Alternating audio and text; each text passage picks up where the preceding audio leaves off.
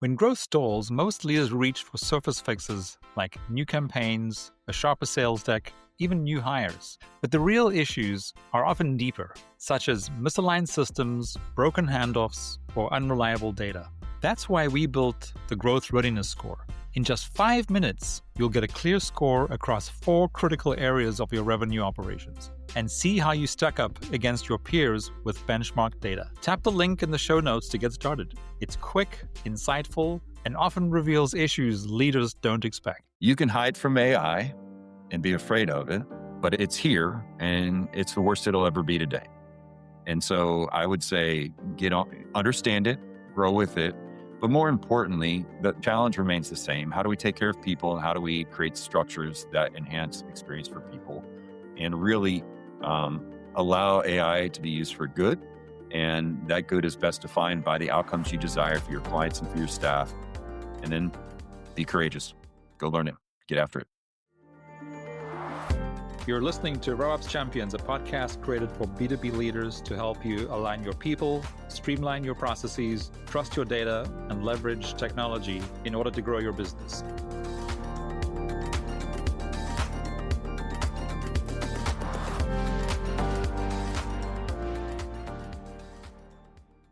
Welcome back. Today, I'm joined by Casey Cease, entrepreneur, advisor, investor, and founder of scalingbusiness.ai, where he works with business leaders on growth strategy, AI adoption, and strategic decision-making.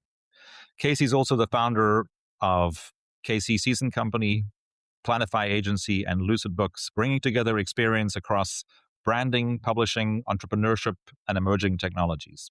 Over the course of his career, he has worked with founders, growth stage companies, and leadership teams on how to scale businesses through clearer positioning, smarter systems, and better strategic execution.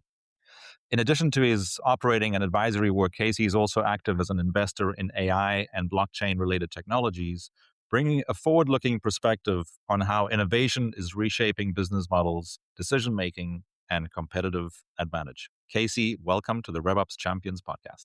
Hey, Brendon, thanks so much for having me. It's an honor to be here, and I'm really looking forward to this discussion today. Yeah, me too. As I was sort of, reading your bio, I'm looking forward to this conversation.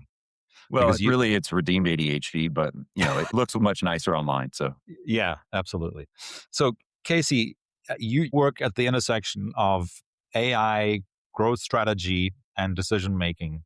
How do you think AI is changing the way leaders scale businesses today?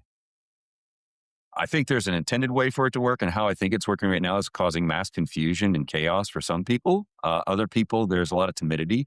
I'm actually shocked, Brendon, by the number of business owners I speak with outside of our circles that want nothing to do with AI. They have it in concept. They're worried about, privacy, or they're worried about, what is it going to mean? There are a lot of companies I've spoken with that are afraid their employees won't adopt it because the employees are afraid they're going to be replaced. And so they're balking against it. On the flip side, I think when it's at its best, AI implemented correctly actually will enhance the best performers and human interaction. And at least that's my aim, and why I've opted to be proactive in engaging in that space is to really help enhance human performance and optimize human engagement. Yeah. And maybe let's go back to what were the sort of the 2 or 3 things that led to you founding scalingbusiness.ai?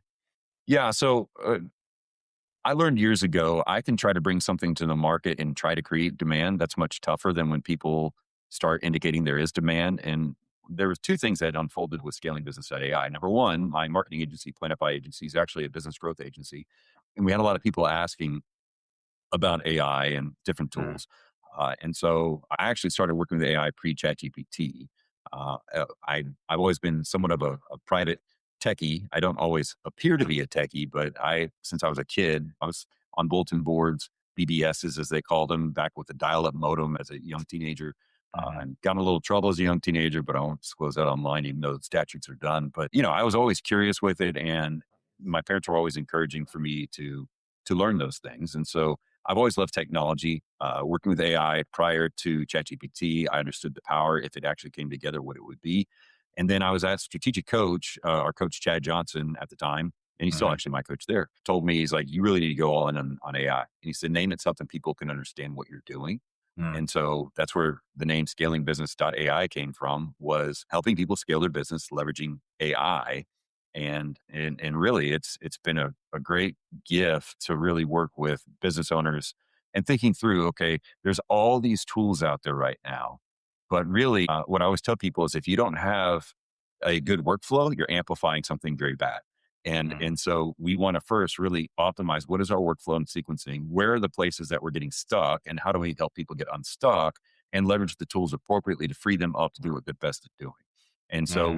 we've been doing that through training. We've been doing that through doing business audits and helping them figure that out. I actually created a free course a while back on how to make SOPs leveraging AI, and really wanting to resource business owners to think through it appropriately because, you know, automations are great, but the tools change. And so we're really trying to think through how do we build automations, apps, different pieces that really enhance the workflow and don't disrupt it along the way. So there might be something more there. So what you're saying, a lot of companies are adopting AI tools quickly, but not all are creating meaningful business value. So what separates strategic adoption from surface level experimentation? Well, I'm an experimenter, so I love it. But adoption, I think, has a few layers to it. Number one, you have to see what's irritating. Like, what am I doing that's causing friction or irritation, Mhm. and that it's just repetitive over and over again. Mhm. The reality is automation is not new. I'm in Texas, so I call it Zapier. Some people call it Zapier. You have Make, you have N8N, you have all these different automation platforms. Mhm. Automation's not new. What's new in that is the agentic decision-making process. Before it was an if-then statement, basically, of if this happens, then do this.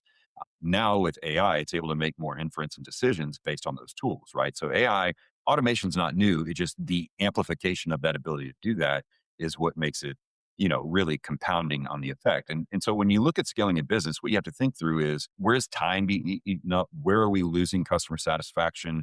Where is delivery getting hampered? And then how are we able to leverage these tools to basically put it in? I always explain to business owners that, everyone's talking about AI agent, AI agent. The reality is on AI agents, it's three real components. If you think about it, it's a data source, what data is coming in, what Mhm. language model with prompting is making decisions, and then what are the outputs we want to drive this agent towards. And I just want to demystify it for people to understand that, agents sound like these autonomous, great, creepy things. And sometimes they can be if you don't have the right gating in place. But Mhm. ultimately, it's thinking through what decisions are not so complex, even though AI can handle complex decision making. As you're learning to trust you go there. And that's why I always tell people is don't take a tool and implement it in your most critical path in your business first. Let's build some relationship and trust and understanding how it works.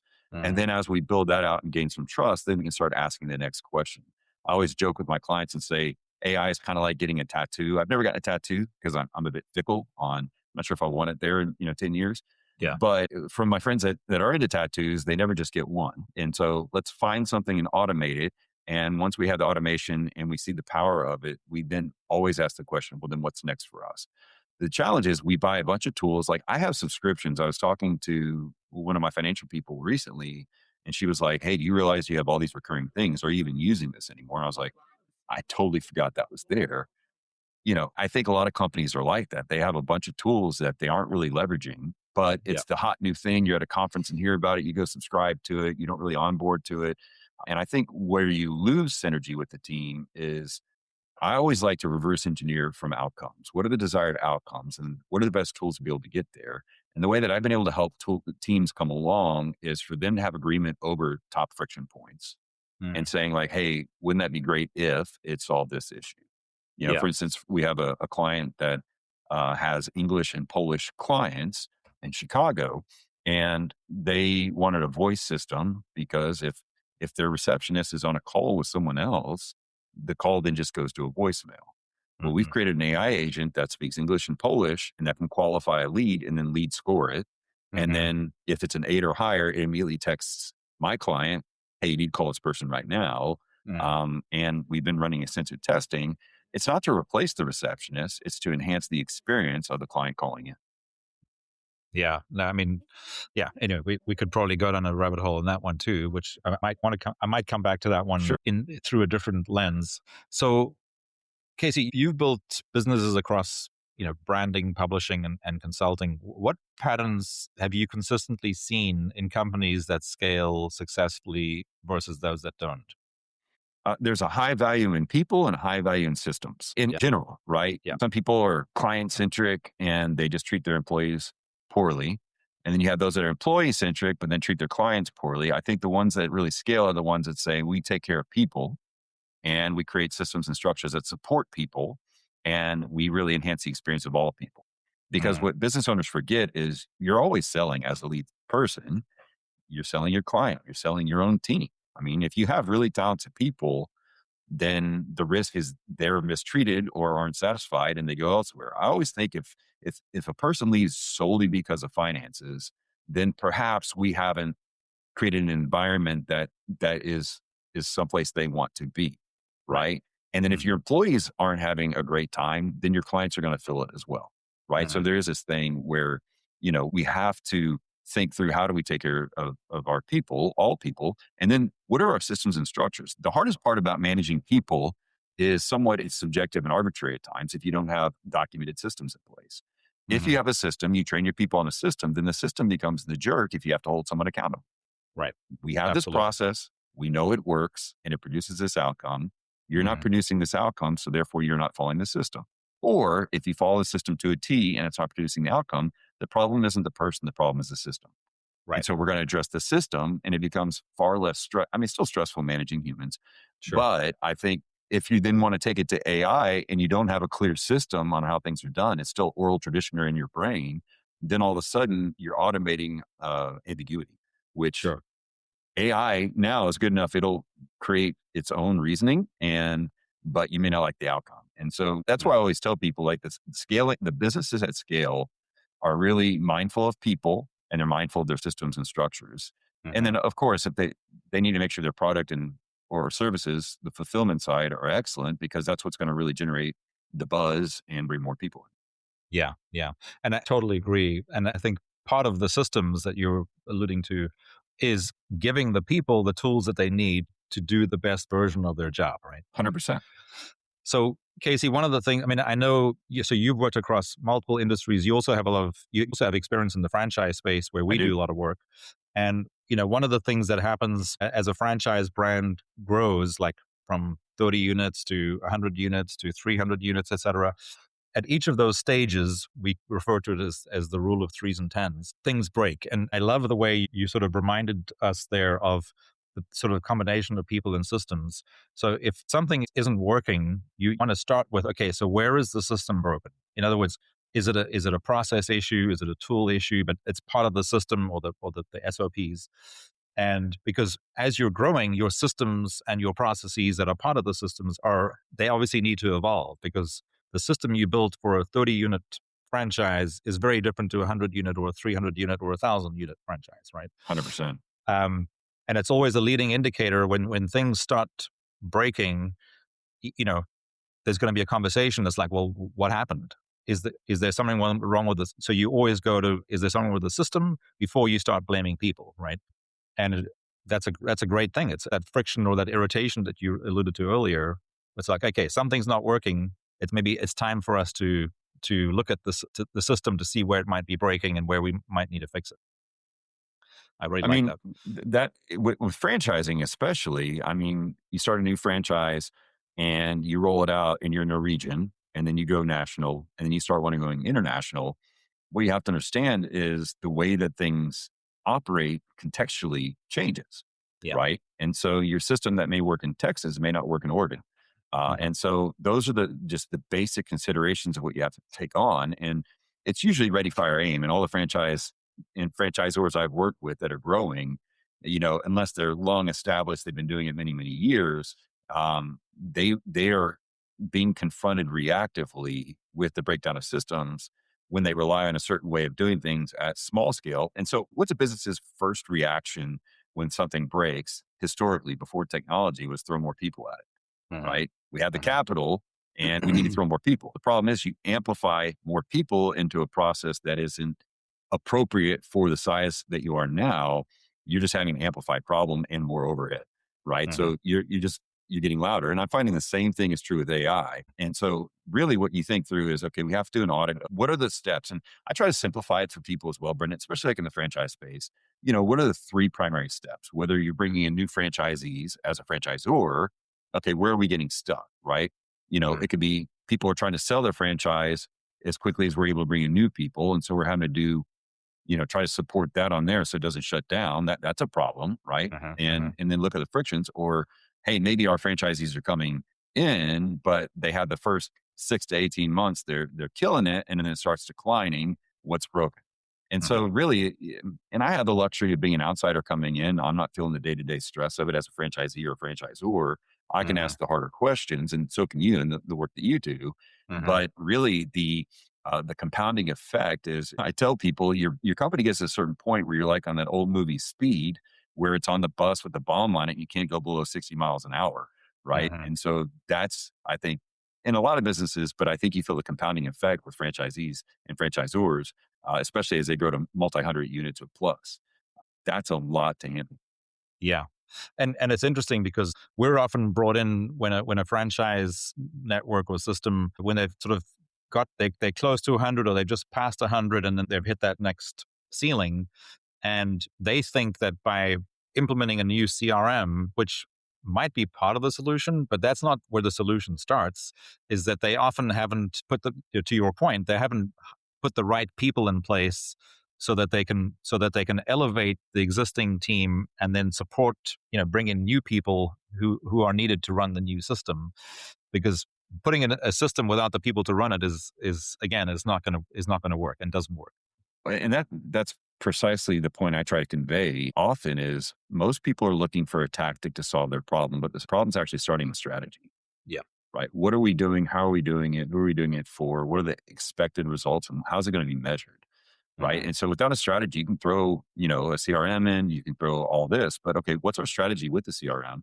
What's our rollout strategy? I remember I was working with one company and they shut off one system everybody knew and turned on another system over the weekend. Everyone came back and said, you can no longer use this system. You have to use this one, but there was no onboarding. And so people it was a free for all. And, I've seen it happen more than once. And to everyone's, credit, like, that wasn't intentional to do that, but it's really thinking, what is strategy? I always go back to strategy first. What is our strategy here? Who are we going after? What are we doing with them? At what point? How are we measuring it? And then how do we know when it's broken? And typically strategy, you can tell is broken because everyone wants tactics, whether it's marketing, someone calls me and says, I want more leads, right? Okay. Yeah. So, okay. And what is their inference? They're not saying, can you give me a strategy? What are they asking me to do? Buy ads, SEO, AEO, new website, mailers, whatever, direct mail, and so I said, those tactics are great, but until we know who we're going after, right? What journey are we going to take them on and how are we going to measure it? If we don't have that clearly defined, we're always going to be at odds with each other because I'm coming in as an expert of doing what I know how to do. And you're an expert in knowing what you have to do. But if we don't have an aligned strategy, then I could see it working. But if you don't see it, then you're not going to be, really love it. Or if I luck out without a strategy and I'm able to bring a ton of leads in, but the leads that we've been going after stop coming in, we're going to argue tactics, right? Yeah. We have to align on a strategy. And that's really where I come in as a strategic decision advisor is thinking through, okay, let's think through the strategy, the decisions that go along with it. And then how do we measure it and then apply the right tactics? Because you and I both know this in marketing. Hey, meta ads work great. Then they don't. Google ads, Google search used to be amazing. Now it's a hit or miss depending on your sphere of influence. So if you don't have a strategy, you can't ever test new tactics. Same with, rolling out a more improved CRM. I can't tell you, Brendon, how many companies that are doing multiple millions, their CRM at best may be a spreadsheet. Or using a tool that isn't really ever created to be a CRM. They just kind of force it into because they don't want to pay, $1,000 or, a couple thousand or whatever the cost is for a CRM. Yet they're making $200,000 a month.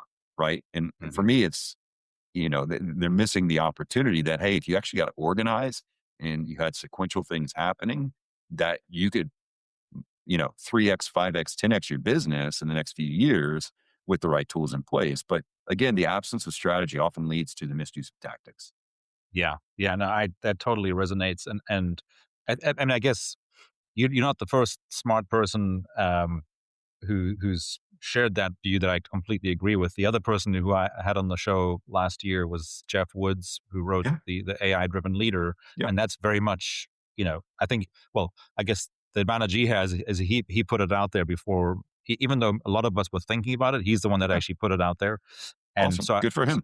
yeah, so I put That's him, great. so I got him on the show, and again, it's like, and this is, if you think about it, this was 18 months ago that he published the book, which seems like a lifetime ago. Yes. But his whole point, because again, he was seeing the same things that you and I are seeing, which is that AI is not a technology problem, it's a strategic leadership problem, That's right. right? Which is essentially what you're talking about, is like, it's about strategy and decision making, and that can only be made by a leadership team. Well, and I So, think we want to go back even further and give a nod to Michael Gerber, right? The hmm, E-Myth Revisited author, and say, like, most technicians become entrepreneurs, but they're not really entrepreneurs. They're technicians who own a job, hmm, and they're not thinking through, how do I actually turn this into a business? It goes from owning a job to owning an asset that produces revenue and yeah, it is scalable. And so, I mean, we're repackaging the same thing as it goes. You look at, Vern Harnish's work with Rockefeller Habits and scaling up. We've been attacking this for a long time because, I've known some businesses that have grown like rockets with not much structure. yeah, And it always ends up in a crash of some sort. sure, Right. absolutely, And yeah, so I think what we have to think through is, like, people don't like to slow down and invest in strategy. They want to, crush it. And that's what people on social media are saying. Go crush it, crush it, crush it. The problem is anybody who's crushing it at scale has also had the wisdom to say, how do we build a structure that's sustainable to allow the energy to continue to have a structured force, yeah, to be able to contain it and grow it, whether it's AI or marketing or sales or franchising, whatever it is, we have to ensure that our systems are there. And everyone then pigeonholes me as a systems guy. hmm, I I I can do it. That's not my favorite, but I appreciate it. It's like accounting. I don't ever want to be an accountant. I don't want to be a CPA. I hmm, understand way more now than I did 10 years ago, hmm, but I really appreciate the works that tax planners and CPAs do, and business attorneys and estate planners, because you have experts coming together and aligning themselves. And that's why people like yourself are so important to bring into a business, because you have your expertise and that really helps them find the leverage they need much faster. It may not be hmm, as cheap, but it's a lot faster. yeah, yeah. And it's interesting that, as you were talking, I think everybody listening intellectually gets the saying, what got us here isn't going to get us there. But somehow, it's really hard when we have to make that decision on, like, what needs to change from what got us here to where we're going. It's a lot harder to, going through it yourself versus seeing it from the outside. I guess we see all the time, like, where things need to change, but it's a lot harder to do when you're the leader that has to make the changes. And of course, there's a lot of psychology, and brain, sort of head trash that goes into why people hold on to what worked in the past instead of letting go and moving to what's next. Well, I have a theory. I don't know if this is a place to share that theory of why that happens, but Please do. Yeah. okay, great. I've been invited. So I just got you double opt in. Here we go. The fact is everyone's searching for significance of some sort. Hmm. And I think there's just as much of the fear around change is pronounced.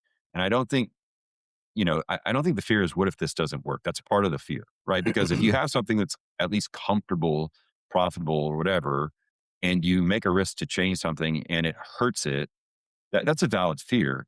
But I Hmm. think for business owners, especially entrepreneurs, when we start something in our search for significance, if we do a radical change that frees up a ton of time, I don't really have vision for what's next for me. And Hmm. so how am I significant? How do I maintain significance in this business or anything else? If it can run pretty much without me, what do Hmm. I do with that? Right. And so I think I've seen that book works coming in, and I'm like, well, if we do the solution, I'm sure it'll work and everything else. There's a Yeah. lot of pushback, and I just became curious about that. Yeah. And as I started digging in, I realized a lot of people are, but then what am I going to do? Hmm. Really was, I mean, that's the undercurrent of, they don't have a vision. Now, some people on the surface say, I'll go play golf more, I'll do this or that. The fact is, Hmm. there's only so much golf you can play. And a lot of people, when they first started their company or the work, really liked the work, Yeah. right? But as they grow up, the business grows, like their focus needs to shift. And so without that vision of what's next, I think there'll be more apprehension. And Mm. that includes our employees, people on our Yep. team. If we don't have a vision of how they could better spend their time by taking some of the things off their plate, they're going to hold on because they've associated their value to their current efforts. Mm. And so Yeah. I think until we can provide a vision towards that end, you're always going to hit that resistance. And once the people I've seen that have been able to scale have acknowledged that truth of like, I'm not sure what to do. And Hmm. I said, well, part of it is your capacity is at 98 out of 100. And so you don't have any breathing room to reimagine. So guess what? You had the imagination before when this thing when just getting started wasn't really working. And so what we can trust is with the appropriate structure, your imagination will come back. Unfortunately, those people that have pushed through that, I've seen that come back. And Mm. either they've invested in other places, they've reinvested in other types of businesses like theirs. But it is very scary because at least even if our current situation's uncomfortable, Yes. and so the real challenge that we're facing with is how do we push through this familiarity and comfort that comes even in the discomfort to Hmm. something new. And that's as we age, especially that gets hard. Yeah. Yeah. Which of course, I guess so. Yeah, I really like that the significance, which is, and I guess some people call it purpose, Yeah. which is also, why so many people struggle when they're in this rhythm of like, well, my parents retired, my grandparents retired, my great grandparents retired, so I need to retire. But we all know that that's, if you don't have significance or purpose, um, of what I've you're had very moving, close loved ones that have retired and died within 10 years yeah, because, their life, the meaning and purpose or significant, whatever you want to call it, there wasn't a vision for what was next. And that's something that always stays with me. mm, And people I know, I know very few people who've retired well. And yeah, I have a few people I know that have. They're the busiest retired people I know because they're not working for money anymore, but they're still pursuing a purpose. yeah. Now, I just played golf with a friend a few days ago, and he's a little older than I am, but he shared with me that four of his five best friends died within 1 year of retiring. That's right. Like, and the most recent one was last week, which was Yeah. like it's obviously very sad. And I have a anyway, family member and she's 70, almost 70. She's 74 now, still works full time. Um, and partly has to, partly just, but she's healthier now than she was 10 years ago. mm, Right.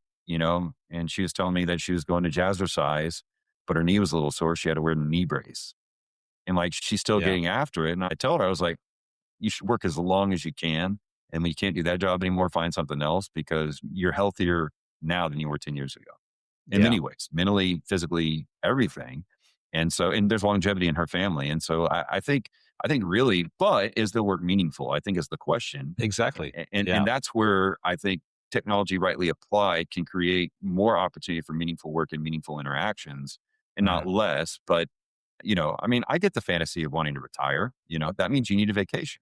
I'm yeah, also for sabbaticals. I had an entrepreneur I was coaching several years ago. I said, you need to take 30 days off.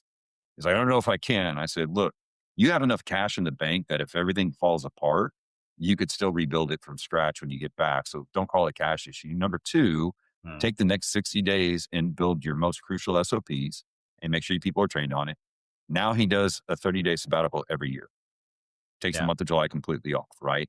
And hmm, because because there comes a point where you have plenty of money, enough money, there's always more money to be had, but really with compounding interest and everything, we all want to graduate to not having to work for money. Well, hmm. the reality is when we're aligned with our purpose, It's typically not money work. follows it, right? Yeah, It's not work and money's not the question, but it's an easy metric to measure. But I don't think that should be the only metric because I don't think that's going to be the satisfying one long term. It's like mm, counting gas cans in my garage. Like, yeah, how many gas cans? Oh, I have 6 gas cans now for my ride mower. yeah, Okay, great. But what am I doing with the fuel? hmm, yeah, yeah. Okay. Yeah, I mean, I think that's all. Well, hopefully there's some value there for the folks listening. And again, I think these are all things that are, knowing that the importance of significance or purpose is it's such an important thing to be reminded of because it is so critical. So, Casey, let's bring it back to the folks who still get to be in a position where they can solve problems as part of a leadership team.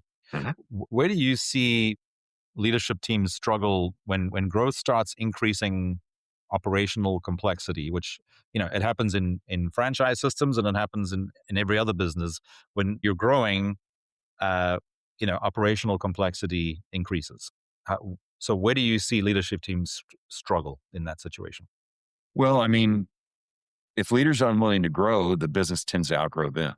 And then you have a tough situation on your hands. And so I think the number one failure I've seen with in franchising and everywhere else is a lack of leadership development and growth. I think Mm, appropriate communication structures, and what I mean by structures is not just platforms to communicate, but also rhythms of communication. There's an old book, or it's not old, but it's several years old, called Death by Meetings. mm, And it's like I was with one franchisor, and they would have meetings for meetings for meetings, but there would never be really any action steps. What's coming next? Like, mm, okay, what are we taking from this and what are we doing about it? We would come play hot. It felt like playing hot potato.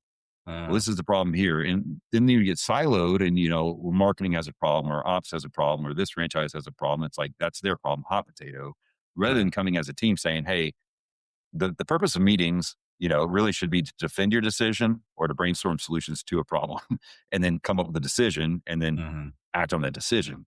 And Sure. I think having this opportunity for leadership teams to continually be positioning themselves for growth, to be open to the fact that, hey, what got them here isn't going to get them there, and that's okay, right? Mhm, mhm, Because was it Les McCown that wrote the book Predictable Success?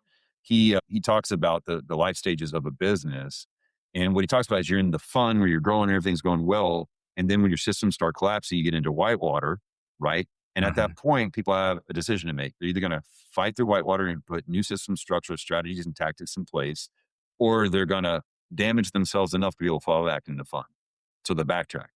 So that's mhm. why you're hitting that ceiling coming down. When whitewater comes, you're either going to start paddling into it or you're going to get overtaken by it. And a lot of Sure. people really like the fun part, right? It's fun. Things are working. It's going. It's messy. We don't have structure really, but it's cool. We have a ping pong table, so it's good, and some snacks. But then things get crazy. You're either going to double down on developing structure and then invite leaders to either rise up and grow Mhm, or find another place to get started. And that's tough decisions to be made. And I've been with certain organizations, they fired people way too quickly. Like mhm. they would miss the forest for the trees and they would, "Well, you're not performing well this last 2 weeks, you're gone," and just had a hatchet. And I think they lost some really great people not having a proper thing of how do we come alongside people and really amplify what they're doing and solve problems. And I get it in a fast paced environment where, there's fires burning in different departments and everything. It's hard to do. Mhm, But the more we're able to say, hey, let's come back to what we value, people and our systems that support people, I mhm. think we're able to come recalibrate. Yeah, yeah. Which and again, it's like it's in that example of like firing someone too fast or whatever is I guess is oftentimes a sign that you didn't set them up for success in the first place. So the leader didn't set them up for success in the first place.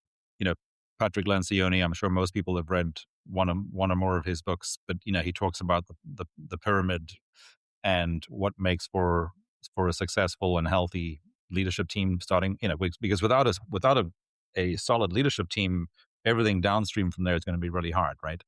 And of Well, and, course, and on the bottom of that pyramid is the trust, trust. right?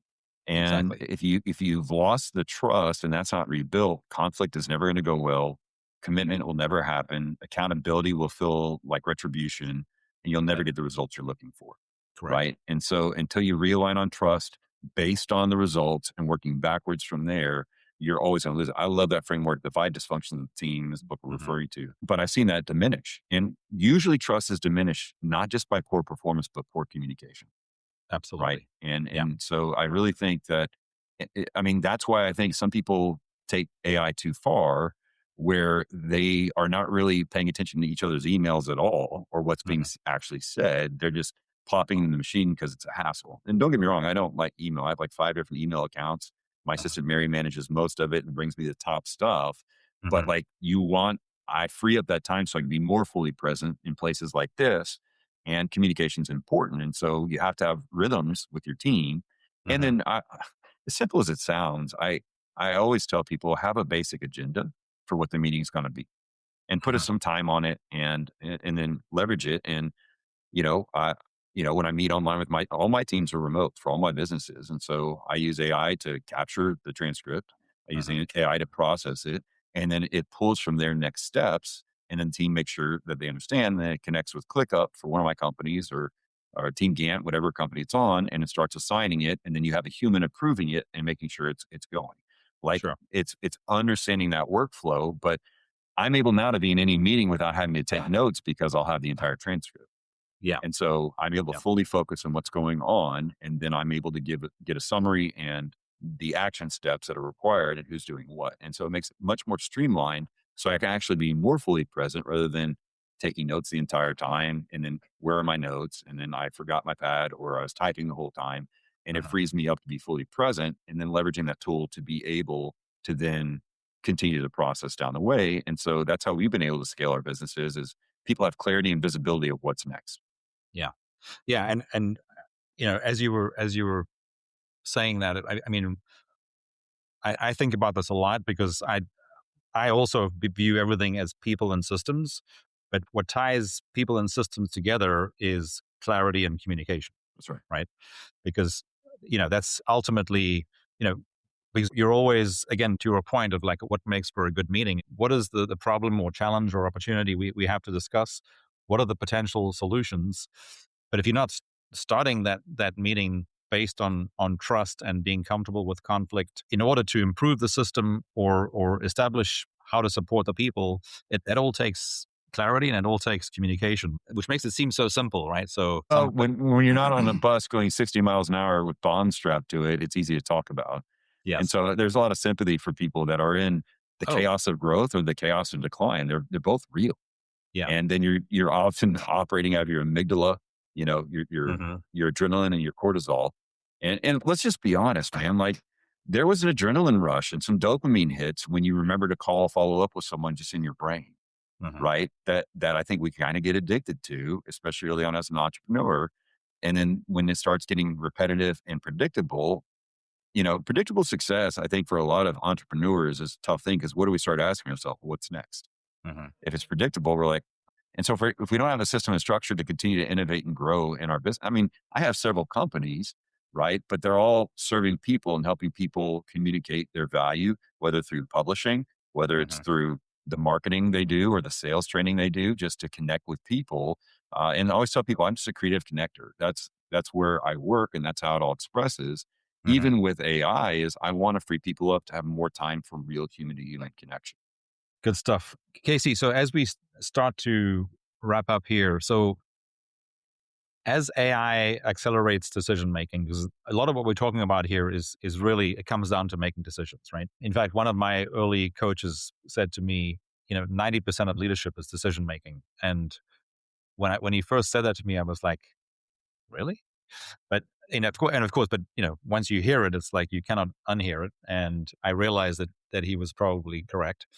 How should leaders balance speed with clarity and sort of long term thinking, which of course is strategic thinking? So when as AI is accelerating our decision making, where we feel like we have to make decisions a little faster, maybe we don't, but how should leaders balance that speed with clarity? I think first with some humility that, hey, AI is a great exposer of things that maybe we got away with before. And I think that's inherently one of the meta narratives happening is like it's harder to hide Hmm. when you're able to measure and track and everything else. I think with decision making, we have to understand clarify what the decisions need to be. What decisions are most important? Who needs to make the decision? And what are the implications? And how do we measure the rate of decision? So with Hmm. AI, if it's helping you, I always say like AI should be reviewed by a human. It's there to serve us, not us, the AI. And so Hmm.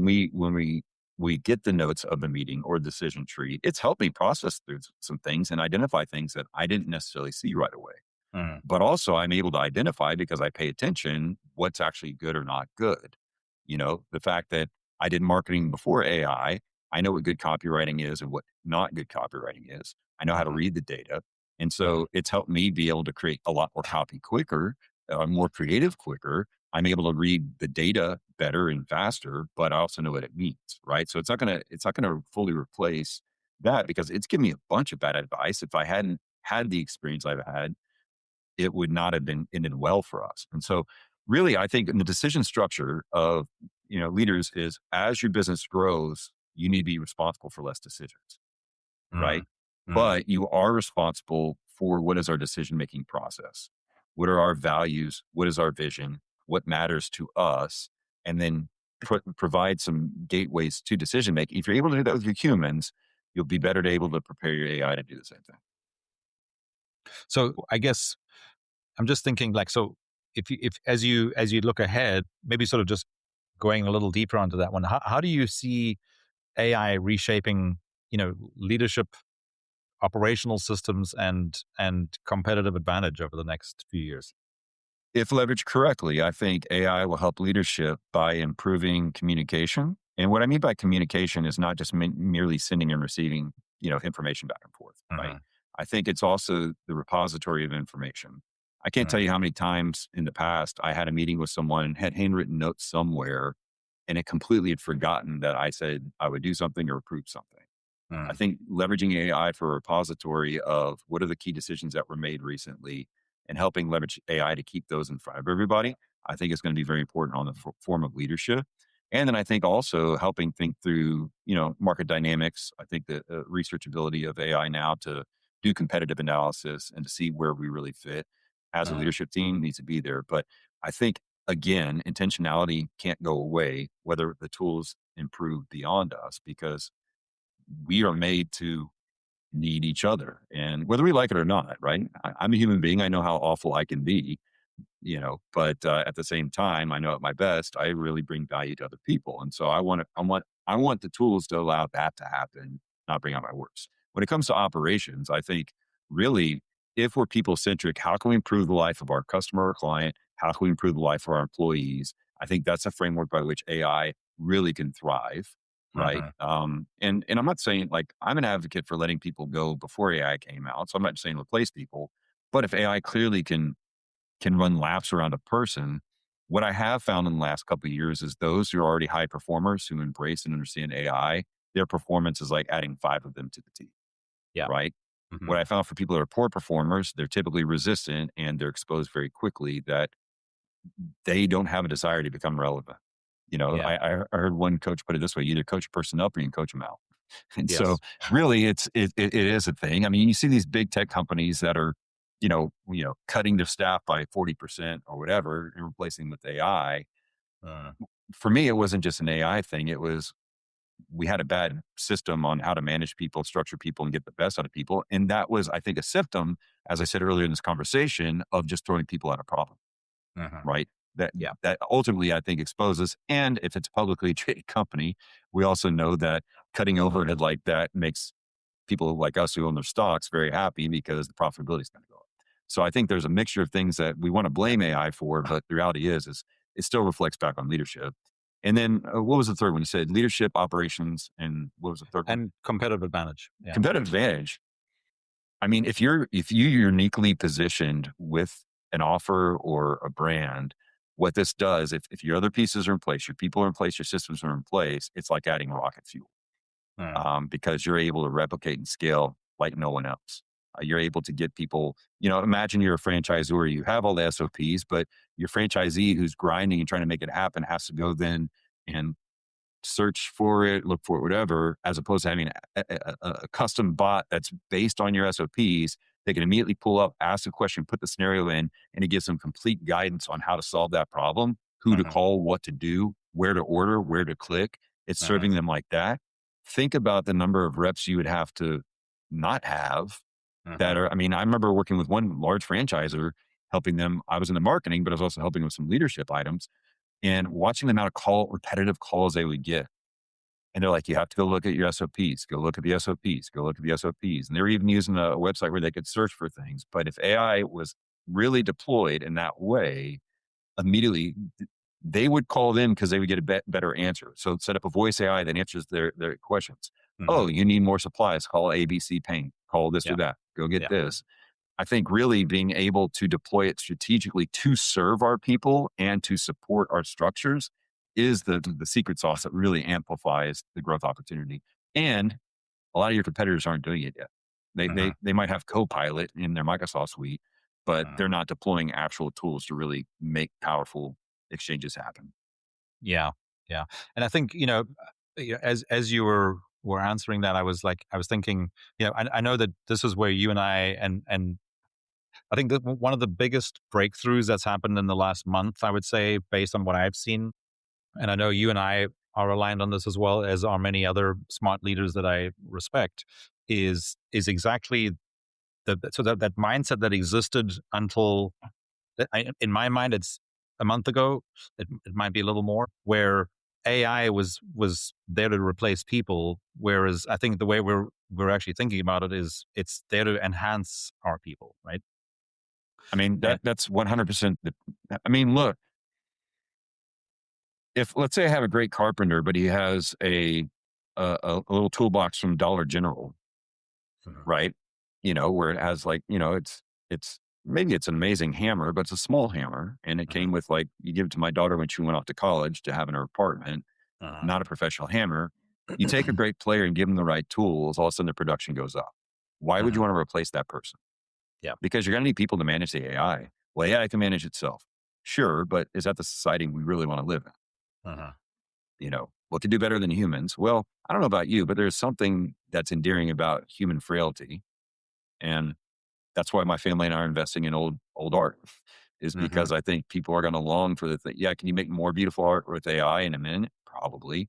But if you get something that took people months to create out of their imagination, I think the longing for beauty is going to still need to be there. And I don't Mhm. think there's anything more beautiful than the human being and looking at the mystery and the clarity around our design. And I think the more we're able to enhance great players, they leverage tools in the best way. I think we're going to see a new wave of opportunity and prosperity. And I hope it would turn to charity, right? Mhm. Mhm. And have that growth opportunity there that we really want our growth and benefit to be for human enhancement. Mm. Yeah, I love that. So, Casey, as we now wrap up, what is one last word of advice you'd like to share with our audience? You can hide from AI and be afraid of it, but it's here and it's the worst it'll ever be today. And so I would say get on, understand it, grow with it. But more importantly, the challenge remains the same. How do we take care of people? And how do we create structures that enhance experience for people and really um, allow AI to be used for good? And that good is best defined by the outcomes you desire for your clients and for your staff. And then be courageous. Go learn it. Get after it. Mm. Love that. Casey, thanks so much for joining me today. I had a lot of fun and I learned a lot. So Brendan, thank you thanks for so being here. much. I love what you're doing. I know you take great care of your clients, and I know the franchisors and franchisees that are working with you and all the other clients are really fortunate and blessed to be able to be supported by you and your team. So keep up the great work. Thanks, Casey.